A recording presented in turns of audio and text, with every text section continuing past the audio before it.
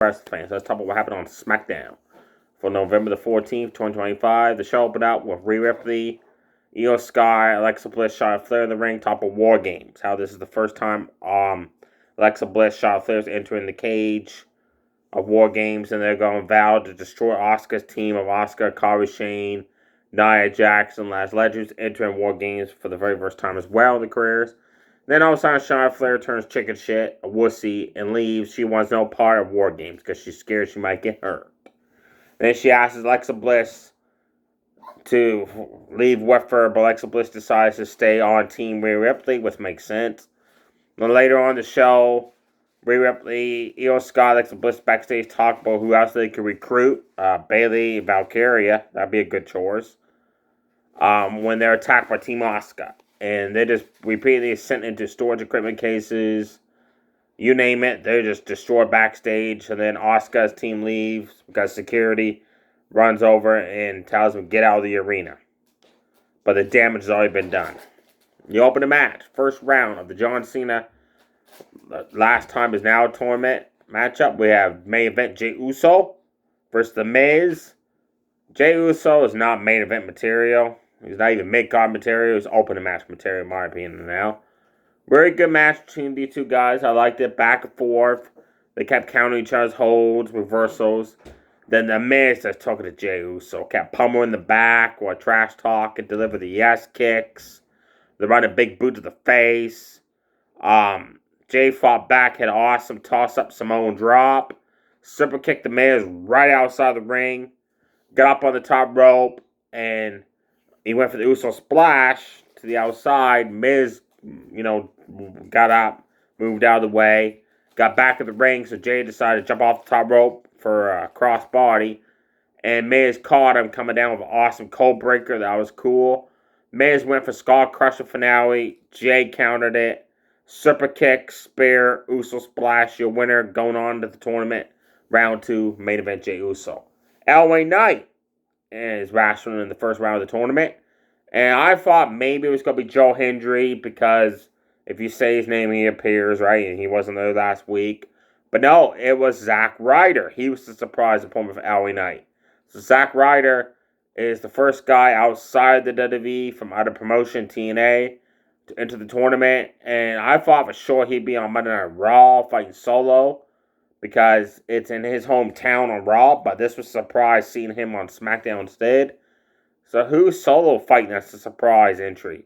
I hope it's not Joe Hendry. It better be Edge or Chris Jericho. Or this whole outside promotion fame. It makes no sense, right? Because there's no big names. Zack Ryder got a huge ovation returning to the WWE. Quickly went for Rough Rider. LA Knight tossed him up right in the air. And as Zack Ryder landed down, LA Knight hit that jump up neck breaker. LA Knight took it to Zack Ryder, clotheslines, power slams, hit that neck breaker out of the corner, the jump up elbow drop. Ryder fought back, and man, he whipped LA Knight so fast into a corner, you could hear the sound of the ropes and the turnbuckles it made when LA Knight's back hit that corner, man, and he bounced right off of that like a arrow being shot out of a bow right there. Then he picked him up, tossed him out of the ring, and Irish whipped him back first in the steel steps, and those steps moved quite a bit. Got him in the ring, hit the Rough Rider. LA Knight kicked out, so Zack Ryder backed up, went for a third Rough Rider. LA Knight countered it, Rose Plant DDT, advances in the tournament. LA Knight, yeah, I'm happy he won, and advances the tournament. Then later on the show, Nick Aldis spun the tumbler and picked the last 4 names of the tournament. First round matches. Next week on SmackDown, we're having Raw's Finn Balor versus Penta. That's going to be good. And SmackDown's Carmelo Hayes versus Raw's Bronson Reed. So there's your last 4 matches for SmackDown next week for the tournament. Raw is Solo versus a mystery person outside of the WWE. I'm hoping it's Edge or Jericho. If not, like I said, then it's pointless having outside people in the tournament if they're not even going to be big names. And the other first round tournament matchup on Raw next week is... Oh, who is it? Bear with me, folks. Try to figure out who it is. They announced it on Raw. I know it's some. Oh, Javon Evans from NXT and Gunther from Raw. Raw. Yeah, that's who it is. Javon Evans and Gunther. That's a one-sided match right there. Gunther's just going to destroy that poor guy. I did like the fact R-Truth again tried to get double his name into the tumble there. And Nick Dawes like, Truth, your name's in there once. Okay, I'll put these two names in here, and your name's going to be in there 3 times, and he still didn't get his name picked. That was hilarious. Then Chelsea Green walked in the office and won a championship celebration because she's now a 2-time U.S. Women's Champion. Nick Dawes, I ain't got time for this crap. And he walked away. That was hilarious. And her facial expression was like, what's he mean by that? Because you suck, Chelsea Green. That's why he doesn't want to deal with you. D-Fab took on the Women's Champion, Jay Garjo. That was one quick match. Jay just kept powerbombing her. They hit the master lock into the faceplant buster for the easily 1-2-3. After the match, Miriam's checking on a friend who just got her ass kicked for like 1 minute straight. Just got destroyed. And then she stood up to Jade Garjo. She wants a piece of Jade. So Jade's like, yep, name the place, name the time. I'll kick your ass too. And walked away. That was cool. And she held the title up high. So maybe that match would be next week. Or maybe at the pay-per-view or something. Then we had open challenge for the U.S. Championship. Dragunov defended against Exion. Awesome match. Now, before the match, backstage, again, Tommaso Ciampa was upset that there's 3 weeks in a row now, Dragunov has refused to give him the opportunity and gives it to someone else. And he confronts Dragunov as he's heading to the ring, and Nick Aldis is there with Gargano and Candice LeRae, named for his Exion, and Ciampa wants to know why. And Dragunov says it's easy. I don't consider you worthy of a title shot. Plain and simple. And then he walks to the ring. Great match these two guys put on. Exion hit Golden Ratio. Then picked up Dragunov and did like the old school like walk the ropes like Undertaker did. Then flips over and DDTs him, spiked him right on his head. That was awesome. Hit a series of drop kicks, taking right to the champion. The Dragunov caught him coming off the ropes with an uppercut. That was awesome. Then Irish whipped him into the corner. And as Axiom bounced out of it, got out her uppercut, was sent him back into the corner. The Dragunov just kept booting him in the face in the corner. I lost count how many German suplexes Dragunov gave Axiom in a sequence. That was awesome. Dragunov went up on the top rope. Axiom ran up, hurricaned him off the top rope, almost won the match there. Then he jumped up the top rope, and Dragunov intercepted him on the way down with a headbutt. That was cool. Dragunov went for H-bomb. Axiom moved out of the way, applied armbar submission. Dragunov powered out of that with a sit-down powerbomb, but Axiom held on to the arm submission. Armbar again held on to it for quite a bit. Then Dragunov again powered out of it.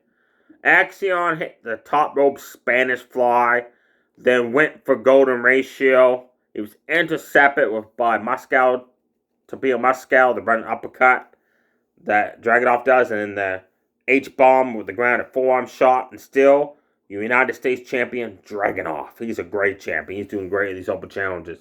After the match, after he had left, Nate Fraser checking on Exion. Ciampa attacks. Kept sending Exion back first into barricades all the way up the ramp. That was hilarious. So a match is set next week. Finally, we got DIY versus Nate Fraser and Exion next week. That should be a good match.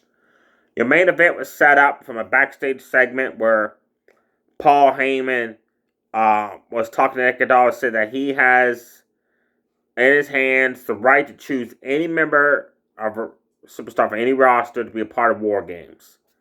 And he kept saying anybody. That was a tease. And then Cody Rhodes, Bronson Reed got into a face stare down. So the main event was booked for the title. Bell rang. Bronson Reed kept his hit running splashes on Cody. Jump up elbow drops. Then Cody hit a disaster kick. Top rope Cody cutter. Then he went outside the ring and sent Bronson Reed flying over the barricade. Then he kept looking around, like looking this way. And he kept looking that way. I'm like, what's he doing? Right? He's just standing there looking. Brawl breaker Logan Paul attacking for the fans. So that was kind of sad to see Cody looking back and forth for like 2 minutes, waiting for these guys to show up.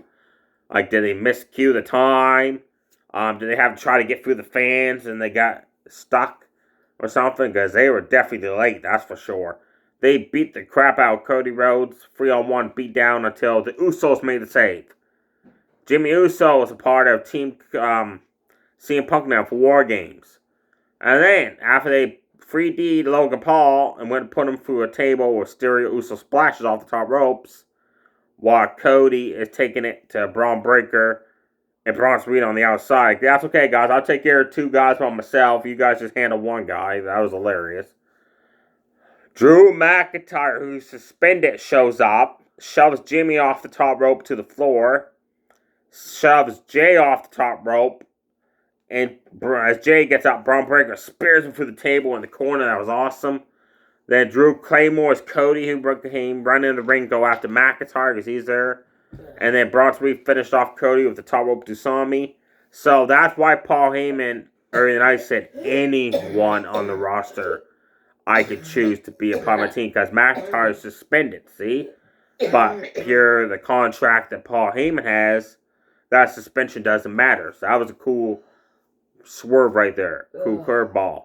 So now, for CM Punk's team, you got Punk, Cody, and the Usos against Braun Breaker, Bronson Reed, Logan Paul, and Drew McIntyre. I got a feeling it's going to be Brock Lesnar and Roman Reigns to even up War Games. I'm still hoping Jimmy turns heel during the match. And if they don't turn him heel during War Games, then when they do decide to turn him heel, if they do, it's not going to have much impact. When they do it on War Games, that could be awesome for Jimmy's heel turn. So there you have it, folks. Definitely check out the U.S. Championship match between Dragunov and Axion. Definitely check out the tournament matches. The other 2 matches were quick. Nothing really exciting happened.